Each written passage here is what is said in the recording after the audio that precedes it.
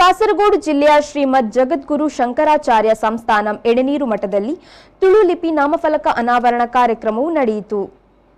ಶ್ರೀ ಶಂಕರಾಚಾರ್ಯ ಸಂಸ್ಥಾನಂ ಎಡನೀರು ಮಠ ಕಾಸರಗೋಡು ಇಲ್ಲಿನ ಶ್ರೀ ವಿಷ್ಣುಮಂಗಲ ದೇವಾಲಯದ ವಾರ್ಷಿಕೋತ್ಸವದ ಸಂದರ್ಭದಲ್ಲಿ ಶ್ರೀ ಸಚ್ಚಿದಾನಂದ ಭಾರತಿ ಶ್ರೀ ಪಾದಂಗಳವರ ಹಾಗೂ ಶ್ರೀ ಯೋಗಾನಂದ ಸರಸ್ವತಿ ಸ್ವಾಮೀಜಿಯವರ ದಿವ್ಯ ಉಪಸ್ಥಿತಿಯಲ್ಲಿ ಕೇರಳದ ಮಾಜಿ ಕಂದಾಯ ಸಚಿವರಾದ ಇ ಚಂದ್ರಶೇಖರನ್ ಅವರು ಶ್ರೀಮಠದ ಮುಂಭಾಗದಲ್ಲಿ ನೂತನ ಮಹಾದ್ವಾರ ಸಮರ್ಪಣೆ ಹಾಗೂ ಶ್ರೀ ಯೋಗಾನಂದ ಸರಸ್ವತಿ ಸ್ವಾಮೀಜಿಯವರ ದಿವ್ಯ ಹಸ್ತದಿಂದ ತುಳು ಲಿಪಿ ನಾಮಫಲಕ ಅನಾವರಣವನ್ನ ಮಾಡಿದ್ರು.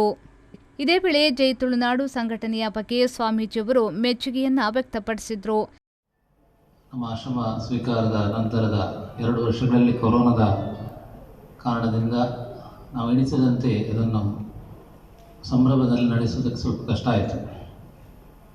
ಆ ನಂತರದ ದಿನಗಳಲ್ಲಿ ಇವತ್ತು ಈ ವರ್ಷ ಉತ್ಸವ ಅತ್ಯಂತ ಸಂಭ್ರಮದಿಂದ ಎಲ್ಲ ಊರಿನ ಭಕ್ತಾದಿಗಳ ಒಡಗೂಡುವಿಕೆಯಿಂದ ಇವತ್ತು ನಡೀತಾ ಇದೆ. ಅದರಲ್ಲಿ ಮುಖ್ಯವಾಗಿ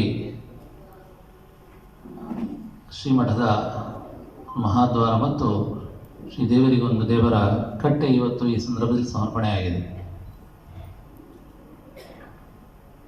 ನಮ್ಮ ಮನಸ್ಸಿನಲ್ಲಿ ಇದ್ದ ಸಂಕಲ್ಪವನ್ನು ಶ್ರೀದೇವರ ಪ್ರೇರಣೆಯಂತೆ ಮಹಾದ್ವಾರದ ಸೇವೆಯನ್ನು ಶ್ರೀ ಸತೀಶ್ ರಾವ್ ಅವರು ಹಾಗೂ ದೇವರ ಕಟ್ಟೆಯ ಸೇವೆಯನ್ನು ಶ್ರೀ ಉಮೇಶ್ ಕುಮಾರ್ ಅವರು ನಿರ್ವಹಿಸಿದ್ದಾರೆ.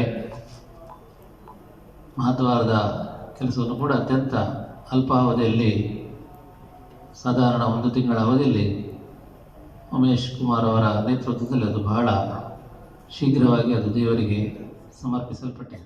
ಈ ಕಾರ್ಯಕ್ರಮದಲ್ಲಿ ಮುಖ್ಯ ಅತಿಥಿಗಳಾಗಿ ಜೈ ತುಳುನಾಡ್ ಸಂಘಟನೆಯ ಉಪಾಧ್ಯಕ್ಷರಾದ ಹರಿಕಾಂತ್ ಸಾಲ್ಯನ್ ಕಾಸರಗೋಡು, ಜೈ ತುಳುನಾಡ್ ಕಾಸರಗೋಡು ಘಟಕದ ಜೊತೆ ಕಾರ್ಯದರ್ಶಿ ಜಗನ್ನಾಥ್ ಕುಲಾಲ್, ತುಳು ಸಾಹಿತಿ ವಿಜಯರಾಜ್ ಪುನಚಿತ್ತಾಯ, ನಿವೃತ್ತ ಪ್ರಾಂಶುಪಾಲರು ಹಾಗೂ ಎಡನೀರು ಮಠದ ಮ್ಯಾನೇಜರ್ ರಾಜೇಂದ್ರ ಕಲ್ಲೂರಾಯ, ವೆಂಕಟ್ ಭಟ್ ಎಡನೀರು, ಚುಟುಕು ಕವಿ ಹಾಗೂ ವ್ಯಂಗ್ಯಚಿತ್ರ ಕಲಾವಿದರಾದ Raghavendra Kedilaya, T Shyambhat Bengaluru, P Rajendra Kalluraya, Dr Shripati Kalluraya, Surya Bhat Edneer ಮೊದಲಾದವರು ಉಪಸ್ಥಿತರಿದ್ದರು.